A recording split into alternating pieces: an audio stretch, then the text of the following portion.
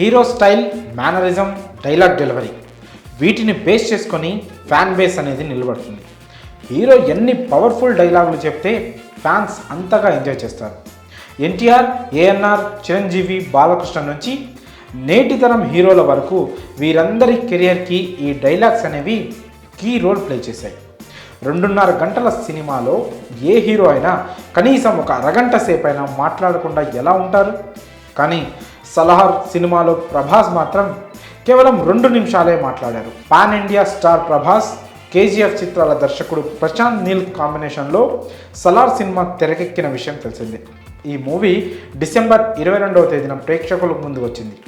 ప్రపంచవ్యాప్తంగా విడుదలైన అన్ని భాషల్లోనూ Salaar blockbuster hit talk తెచ్చుకుంది. మొదటి రోజు ఈ మూవీ ఏకంగా 178 కోట్ల రూపాయలను వసూలు చేసింది. ఇప్పటి వరకు దాదాపు 800 కోట్ల రూపాయలు వసూలు చేసినట్లు ట్రేడ్ వర్గాలు వెల్లడించాయి. ఇప్పుడు కూడా మంచి కలెక్షన్లతోనే సినిమా దూసుకుపోతుంది.